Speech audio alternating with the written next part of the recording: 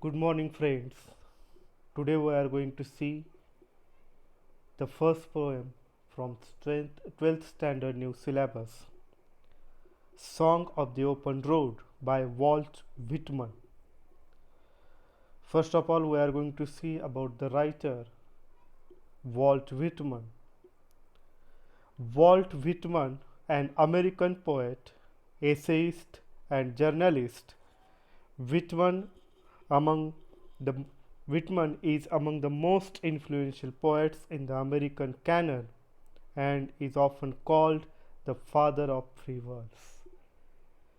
ही जी कविता आहे ती वॉल्ट व्हिटमन या अमेरिकन कवीची आहे.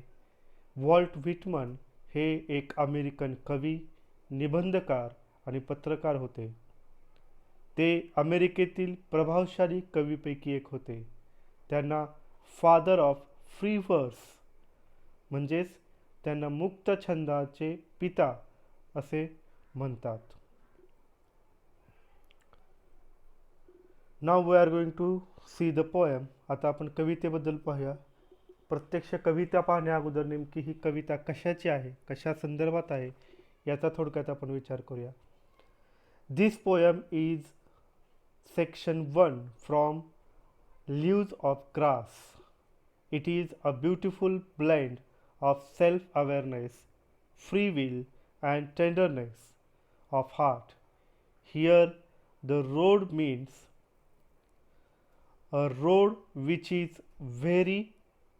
is everyone uses, whether rich or poor, and it forces all levels of people to associate with one another. The road signifies mobility. One can take the road as a point to start over towards new point.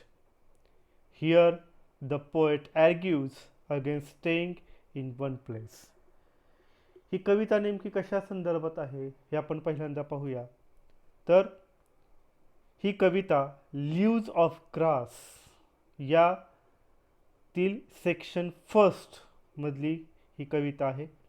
ही कविता म्हणजे स्वजाणीव, स्वतंत्र इच्छाशक्ती आणि हृदयाचा म्हणजे मनाचा नाजूकपणा किंवा हळूवारपणा याचे सुंदर मिश्रण आपल्याला या कवितेमध्ये दिसून येते.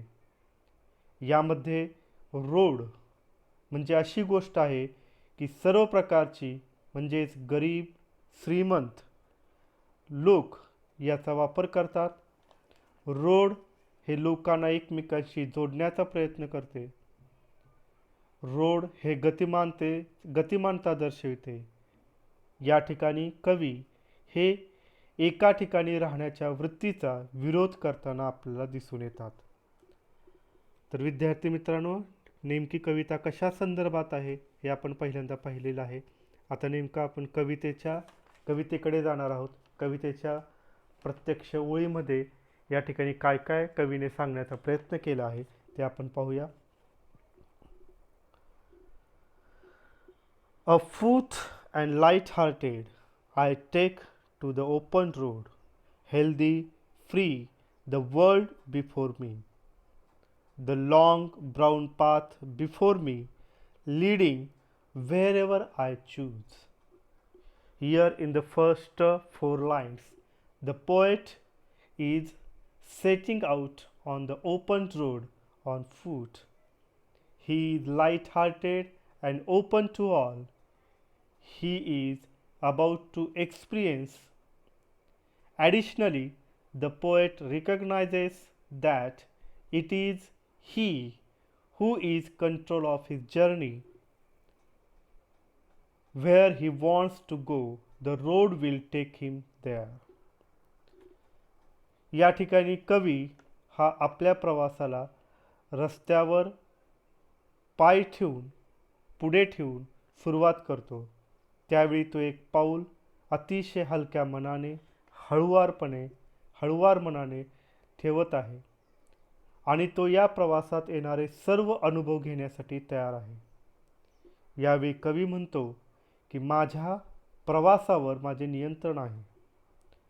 जेव्हा तो प्रवासाला सुरुवात करतो तेव्हा त्याच्या समोर येणारे वातावरण, निसर्ग किंवा आरोग्यदायी असणार आहे, तो म्हणतो की तो मुक्त आणि स्वतंत्र असणार आहे आणि हे सर्व जग त्याच्यासमोर असणार आहे. Next lines.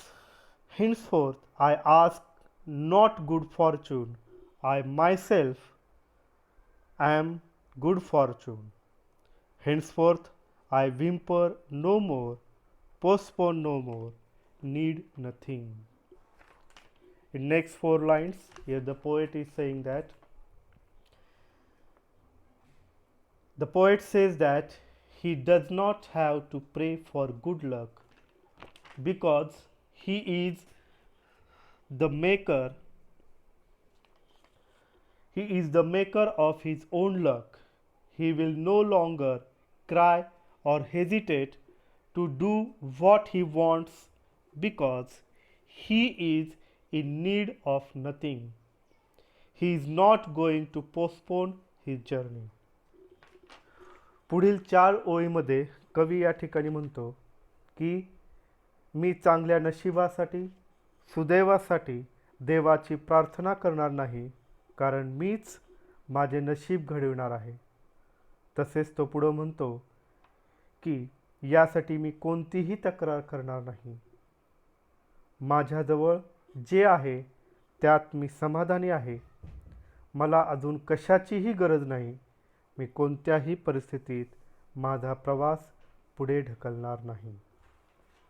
या ठिकाणी व्हिम्पर म्हणजे to cry softly especially with fear or pain, म्हणजे कोणत्याही प्रकारची तक्रार न करणे असं या ठिकाणी तो म्हणतो. म्हणजे वेदनेने किंवा भीतीने रडक्या आवाजात बोलणे म्हणजेच Whymper.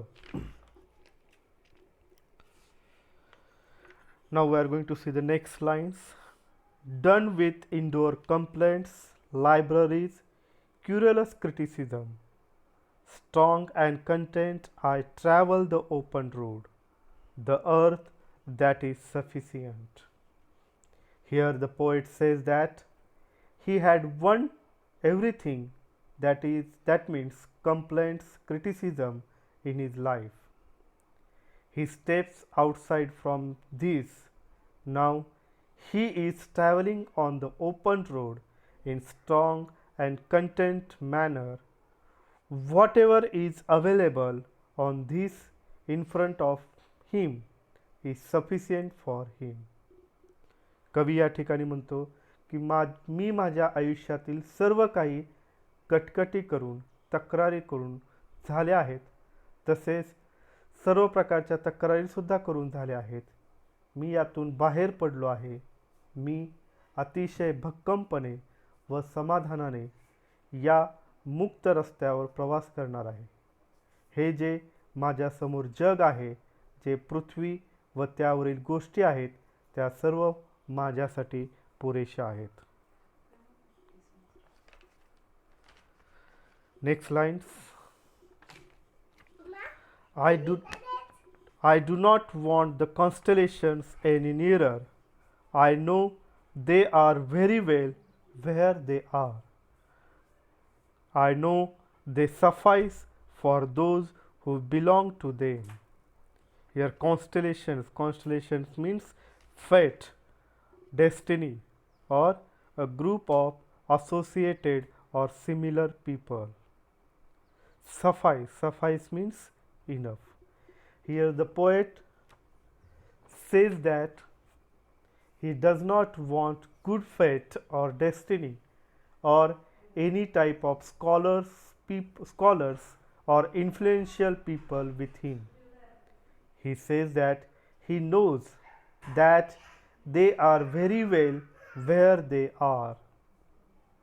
He also knows that they are enough for those who have these things. यापुढे कवी असा म्हणतो की त्याला कोणत्या प्रकारच्या सुदैवाची, नशिबाची किंवा प्रतिभावान लोकांची गरज नाही. तसेच तो म्हणतो की त्या सर्व गोष्टी ज्या ठिकाणी आहेत त्या ठिकाणीच त्या चांगल्या आहेत. म्हणजे त्या सर्व गोष्टी म्हणजे हे जे काही सर्व ग्रह, तारे, निसर्ग, पृथ्वीवरच्या सर्व व्यक्ती, तसेच प्रतिभावान व्यक्ती, त्यांच्याजवळ असलेल्या सर्व गोष्टी या ज्या ठिकाणी आहेत त्या ठिकाणीच त्या चांगल्या आहेत आणि त्या गोष्टी त्या सर्व लोकांना पुरेशा आहेत. Now the last lines. Still here I carry my old delicious burdens. I carry them, men and women. I carry them with me wherever I go. I swear it is impossible for me to get rid of them. I am filled with them and I will fill them in return. Here, delicious burden means sweet memories of the past, sweet memories related to persons, related to things in the past. Here, these four lines gives the different thoughts from the first one. Here, the poet admits that he has many sweet memories of the places and people which he would like to remember forever. He carries all these sweet memories with him wherever he goes, but he wants to be free from any type of attachments. He also says that all these men and women and things give lots to him, and in return he will also give a lot to them. यानंतर कवी शेवटी म्हणतो की माझ्याजवळ सुद्धा विविध व्यक्तींच्या व ठिकाणांच्या चांगल्या आठवणी आहेत. मी जिकडे जिकडे जाणार आहे त्या माझ्यासोबत असणार आहेत. फक्त कवीला त्या सर्व गोष्टींशी जवळीक नको आहे. तो या ठिकाणी शपथेवर सांगतो की मी या सर्वांपासून दूर जाऊ शकणार नाही, कारण त्यांनी मला खूप साऱ्या चांगल्या आठवणी व गोष्टी दिलेल्या आहेत आणि तो म्हणतो की मी सुद्धा अशाच चांगल्या गोष्टी, चांगल्या आठवणी त्यांना परत देईन. तर मित्रांनो, समजली का तुम्हाला ही कविता? समजली असेलच. जर तुम्ही माझ्या यूट्यूब चॅनलवर नवे असाल तर माझा चॅनल सबस्क्राईब करायला विसरू नका. धन्यवाद. परत भेटूया नवीन घटकासहित आणि नवीन व्हिडिओसहित. थँक्यू.